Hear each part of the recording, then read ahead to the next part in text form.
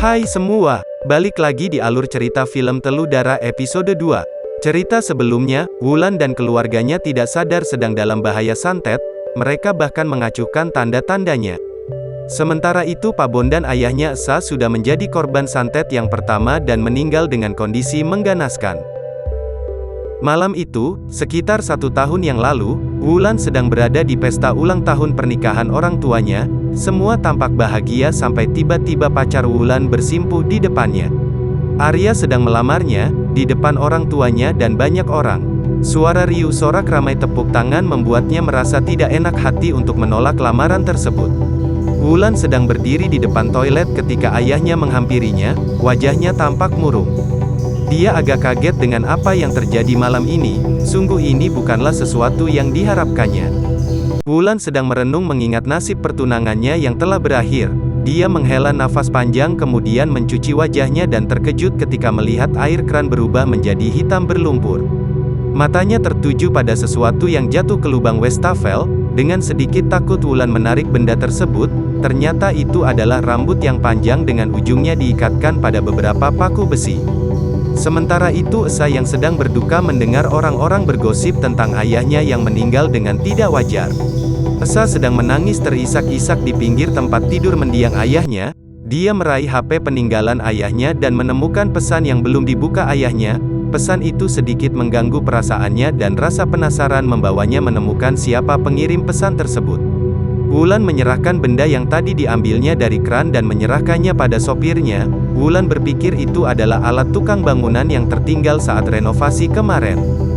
Sementara itu si sopir terkejut dengan benda yang diterimanya. Dia tahu sesuatu yang buruk sedang menimpa rumah ini.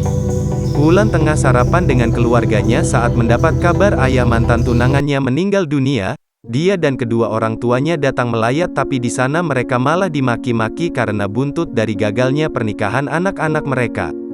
Di perjalanan pulang ayah Wulan mendapat telepon dari Esa mengabari bahwa ayahnya telah meninggal dan juga ingin membicarakan sesuatu dengan ayah Wulan, dan siang harinya Wulan malah didatangi oleh mantan istri ayahnya ke kantor dan membuat keributan karena masalah uang. Masih belum berakhir sore harinya saat menjemput Wisnu di sekolah dia mendapati adiknya berpacaran dengan wanita yang lebih tua darinya. Hari itu Wulan merasa benar-benar lelah.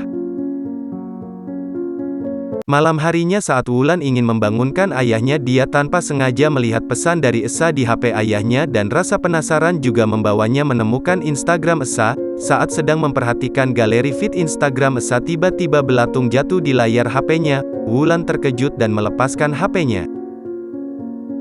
Wulan terbangun karena mendengar sesuatu dari asbes kamarnya dan mencoba mengikuti suara tersebut sampai ke kamar orang tuanya. Di sana dia melihat ibunya tengah tidur tanpa ayahnya. Wulan yang penasaran tiba-tiba terkejut karena mendapati ayahnya tiba-tiba muncul di belakangannya dengan sepiring pasta.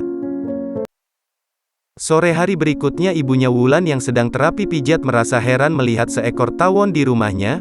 Dia bahkan lebih terkejut lagi saat mendengar sang terapis muncul dan datang terlambat. Dia membatin siapa dong tadi yang mijat tubuhnya. Dia mencoba menepis perasaan herannya. Namun yang lebih membuatnya terkejut tepat di depan wajahnya, muncul segerombolan tawon yang membuatnya ngeri dan refleks meloncat dari meja terapi. Sementara itu Esa yang baru pulang ke rumah mendapati rumahnya berbau tidak enak, bau menyengat bangkai busuk.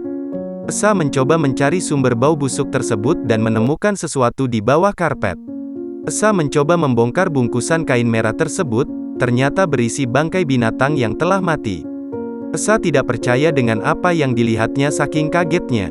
Sementara itu Wulan dan keluarganya sedang menikmati makan malam mewah ulang tahun pernikahan orang tuanya. Saat tengah asik makan dan mengobrol tiba-tiba ayah Wulan merasa dadanya sakit hingga sulit bernafas. Ayahnya terbatuk-batuk hingga memuntahkan darah. Wulan, ibunya dan adiknya kaget melihat tersebut. Mereka berteriak panik dan segera membawa ayahnya pergi. Sementara itu di bekas muntahan ayah Wulan tidak hanya meninggalkan darah tapi juga terdapat beberapa paku besi. Dan film pun berakhir. Oke semuanya, jadi itu tadi alur cerita film Telur Darah episode 2. Tungguin episode selanjutnya ya, nanti kita update. Jadi kalau kalian suka dengan video ini jangan lupa like, komen dan subscribe ya. Terima kasih sudah menonton.